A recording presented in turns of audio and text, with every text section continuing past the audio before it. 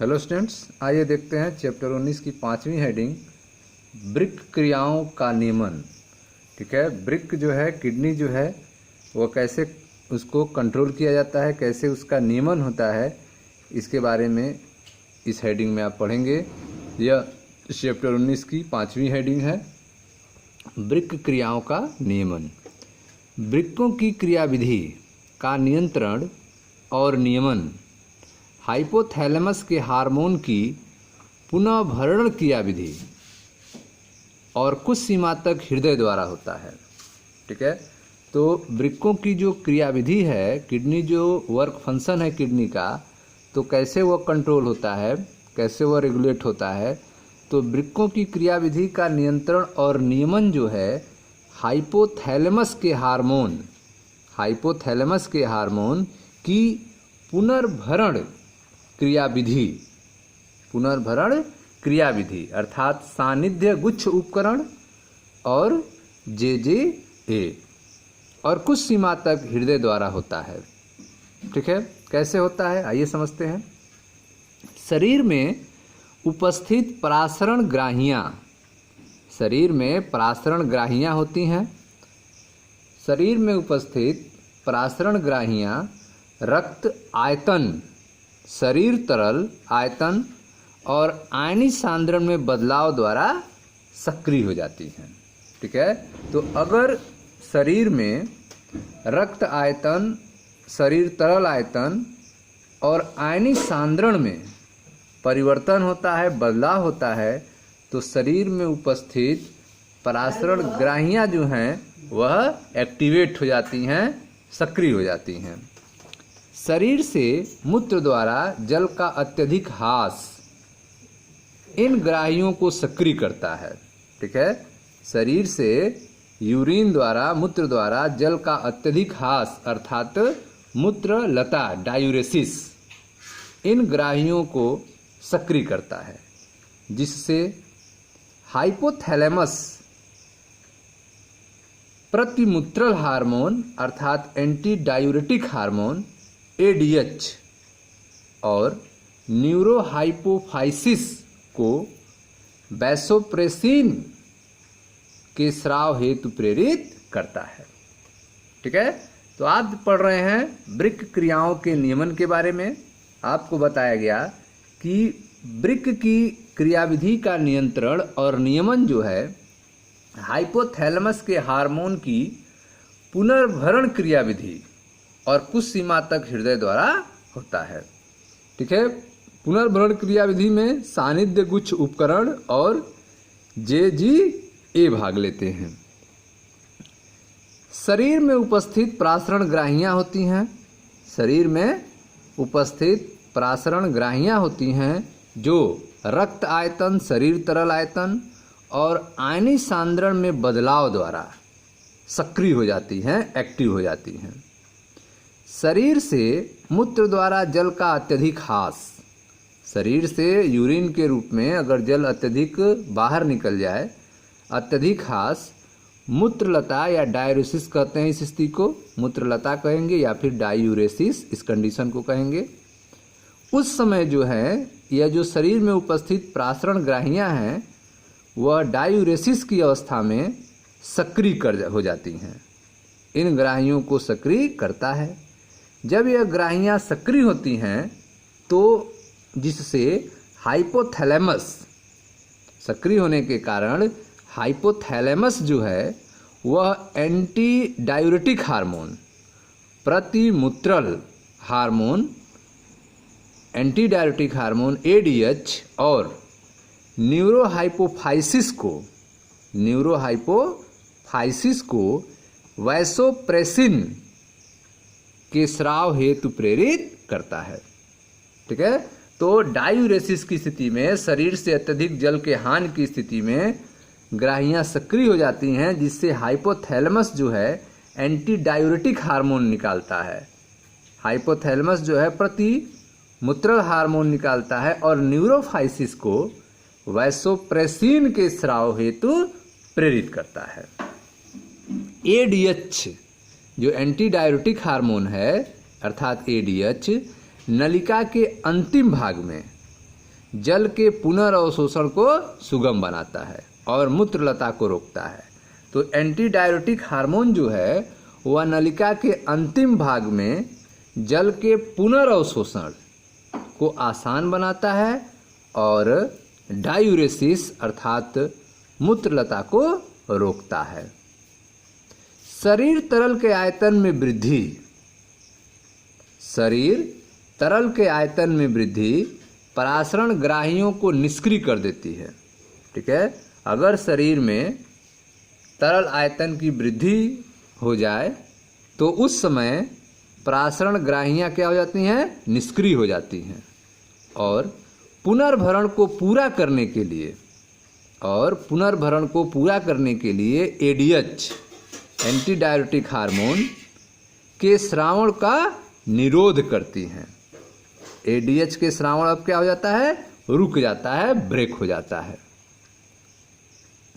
ठीक है, तो आप देख रहे हैं कि जब शरीर में उपस्थित प्रासरण ग्राहियां जो हैं वह रक्त आयतन या शरीर तरल आयतन या आयनिक सांद्रण में बदलाव द्वारा सक्रिय हो जाती हैं और शरीर से मूत्र द्वारा जल का अत्यधिक हानि इन ग्राहियों को सक्रिय करता है।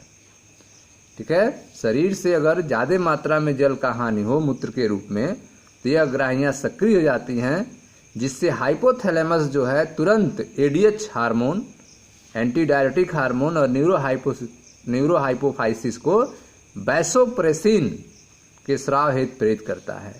यह जो एडीएच हार्मोन है यह नलिका के अंतिम भाग में जल के पुनर्अवशोषण को सुगम बनाता है और मूत्रलता को रोकता है, डायूरेसिस को रोकता है, जिसके कारण शरीर तरल के आयतन में वृद्धि हो जाती है और प्रासरण ग्राहियां निष्क्रिय हो जाती हैं और पुनर्भरण को पूरा करने के लिए एडीएच के स्रवण का निरोध करती है। ठीक है, तो एंटी डाययूरेटिक हार्मोन जो है उसके सिक्रीशन क्या होती है, रुक जाती है, निरोध हो जाता है। ADH anti diuretic hormone ADH वृक्क के कार्यों को रक्त वाहिनियों पर संकुचनी प्रभावों द्वारा, एडीएच जो है वह किडनी के कार्यों को रक्त वाहिनियों पर संकुचनी प्रभावों द्वारा भी प्रभावित करता है।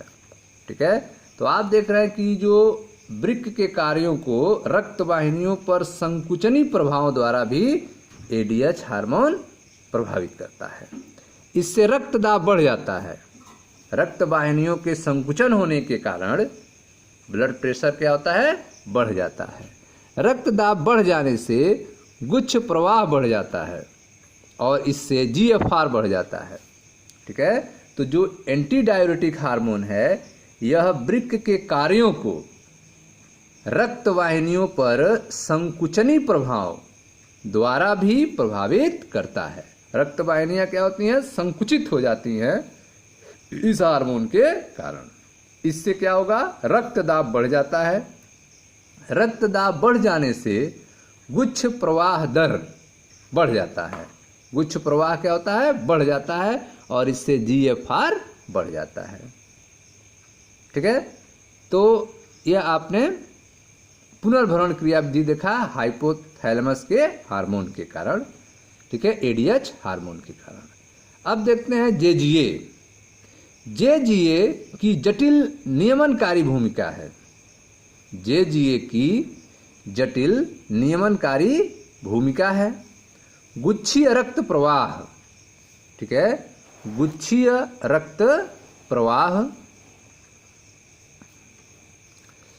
जेजीए की जटिल नियमनकारी भूमिका है। गुच्छीय रक्त प्रवाह अर्थात गुच्छीय रक्त दाब जीएफआर में गिरावट से, गुच्छीय रक्त प्रवाह गुच्छीय रक्त दाब जीएफआर में कमी से, गिरावट से जेजी कोशिकाएं, जो जेजी कोशिकाएं सक्रिय होकर रेनिन को मुक्त करती हैं।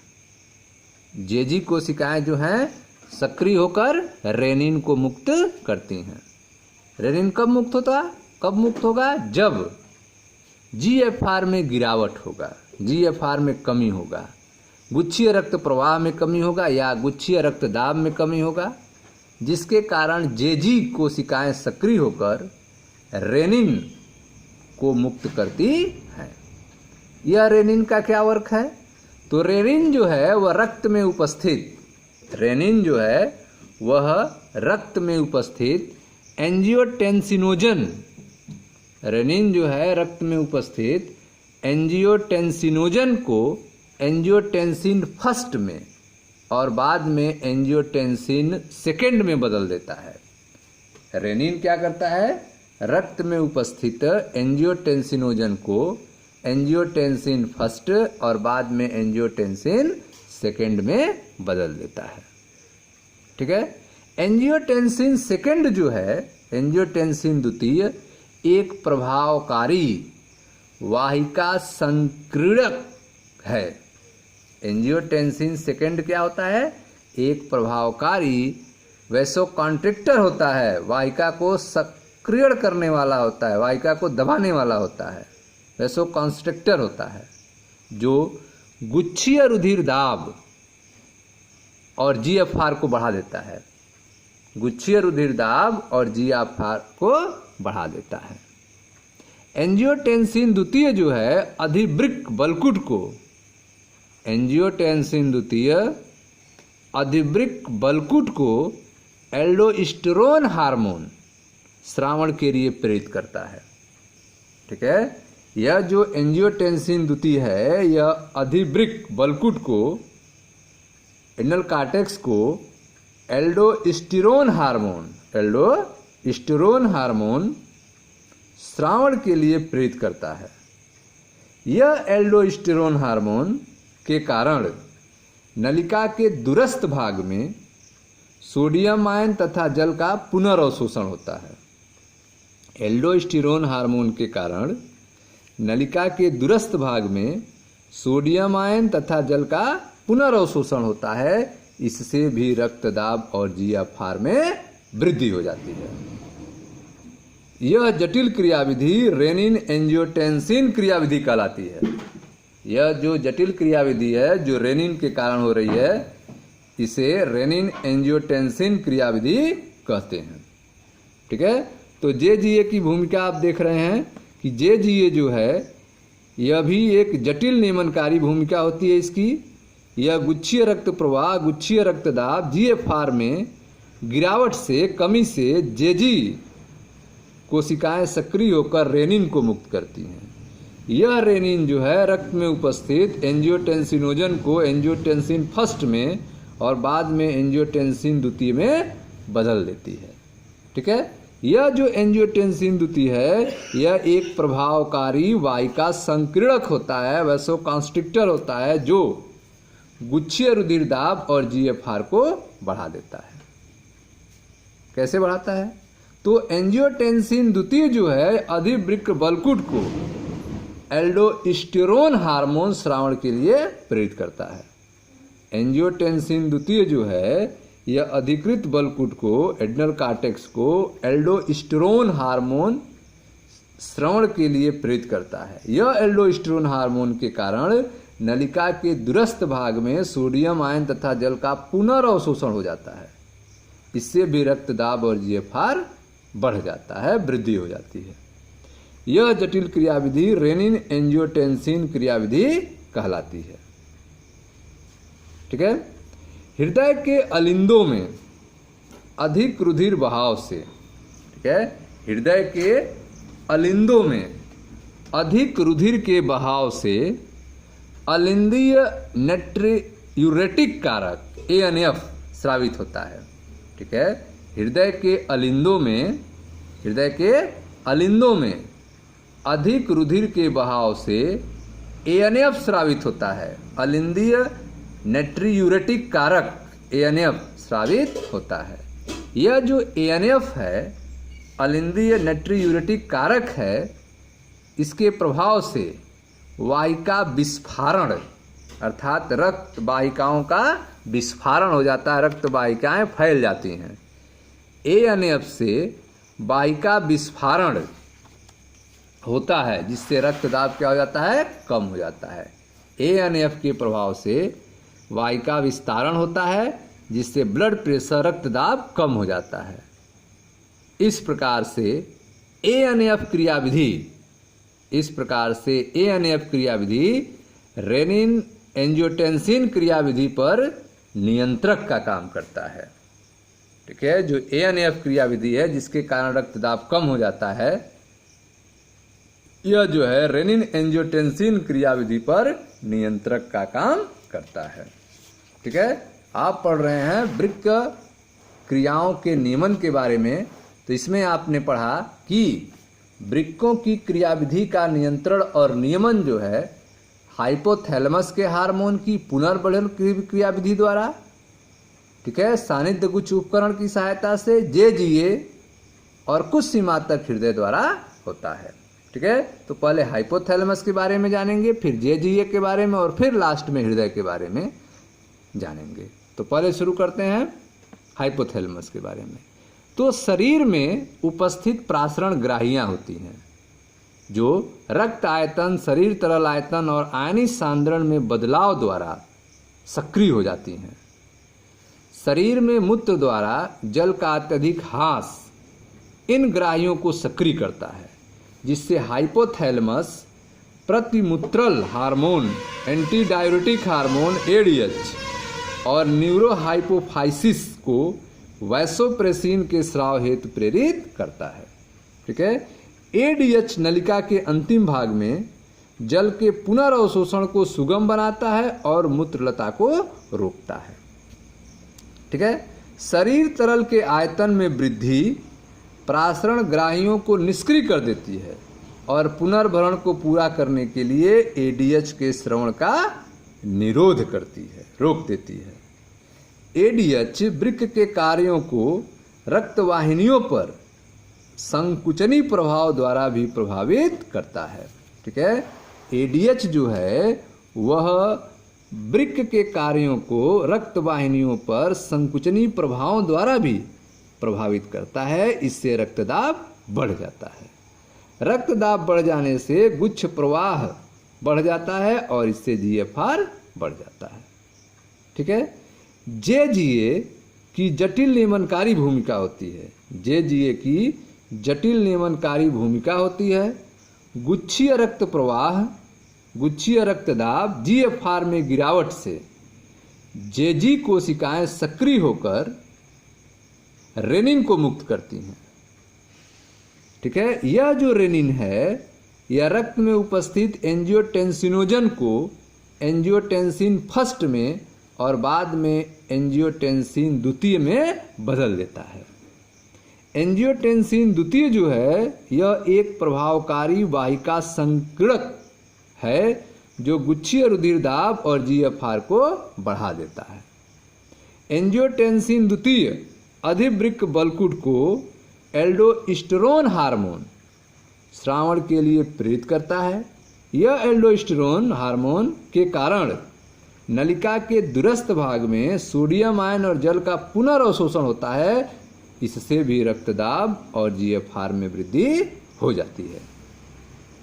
यह जटिल क्रियाविधि रेनिन एंजियोटेंसिन क्रियाविधि कहलाती है। ठीक है, हृदय के अलिंदों में अधिक रुधिर बहाव से, ठीक है, हृदय के अलिंदों में अधिक रुधिर के बहाव से अलिंदीय नेट्रियूरेटिक कारक स्रावित होता है। ANF का सिक्रीशन होता है। यह कब होगा? जब हृदय के अलिंदों में अधिक रुधिर का बहाव होगा। हृदय के अलिंदों में अधिक रुधिर के बहाव से, ठीक है, अलिंदी नेट्रियूरेटिक कारक ANF स्रावित होता है। ANF से वाहिका विस्फारण होता है। ANF के प्रभाव से क्या होता है? वाहिका जो है फैल जाती है। ANF से वाहिका विस्फारण अर्थात रक्त वाहिकाओं का विस्फारण होता है, जिसके कारण रक्तदाब कम हो जाता है।